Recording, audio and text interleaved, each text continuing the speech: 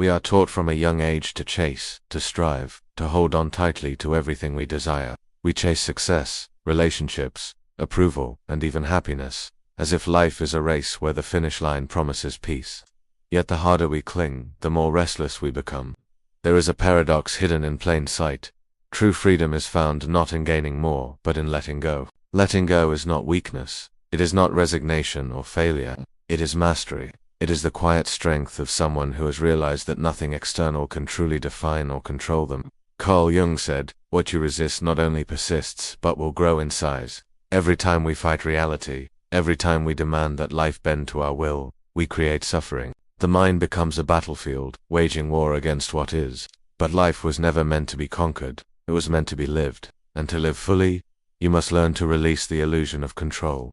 We cling to people out of fear of abandonment. We cling to beliefs because uncertainty terrifies us. We cling to identities because we are scared of the unknown self that might emerge if we loosen our grip. Yet clinging is the source of our suffering. The tighter we hold, the more fragile everything becomes. Imagine holding water in your hand. The tighter you squeeze, the faster it slips through your fingers. Life is the same. Letting go begins with awareness. Awareness of how fear drives your attachments. Awareness of how ego convinces you that your worth is tied to status, possessions, or relationships. The ego thrives on control. It believes that if it can predict everything, it will finally feel safe. But safety born from control is an illusion. True safety is born from trust. Trust in yourself. Trust in life. Trust in something greater than your fear. We live in a world that glorifies hustle, ambition, and relentless striving. Society tells you that you are not enough as you are. You must always do more, achieve more, and become more. But this pursuit is endless. It is a treadmill that keeps you exhausted and disconnected from the present moment. Letting go means stepping off that treadmill. It means realizing that you are not what you accomplish, not what you own, and not even what others think of you. You are something far greater, something untouched by external validation. In silence, you begin to see this truth.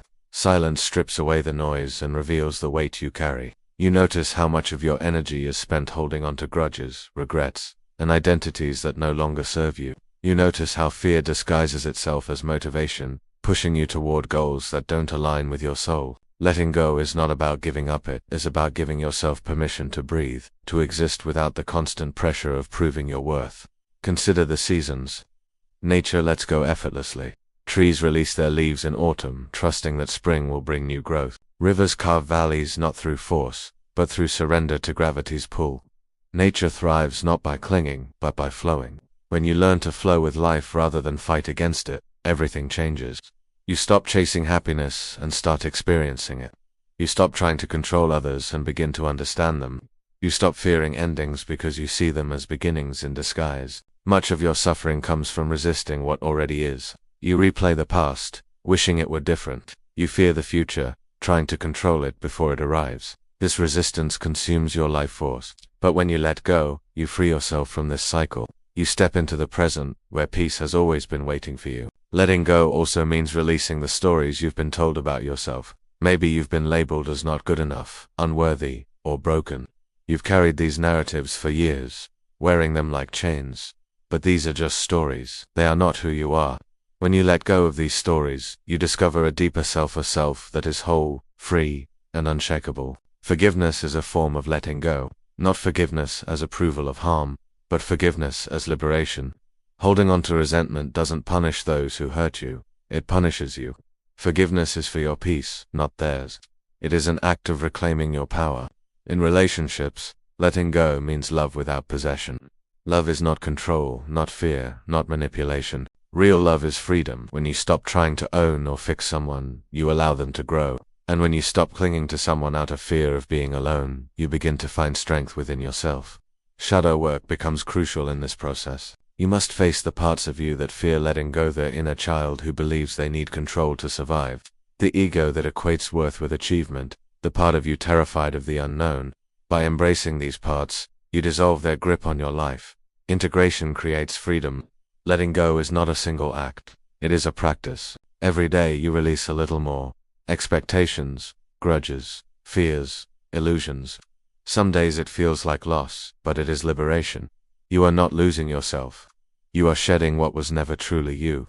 The final paradox is this: when you stop clinging, life begins to give.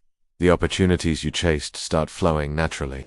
The relationships you forced become effortless. The happiness you pursued reveals itself in the simplest moments: a sunset, a deep breath, a quiet morning. Surrender is not defeat. It is the ultimate act of trust. Trust that you are enough. Trust that life knows what it is doing. Trust that every ending is a doorway to a greater beginning. In this trust, there is peace. In this peace, there is freedom. And in this freedom, you finally begin to live.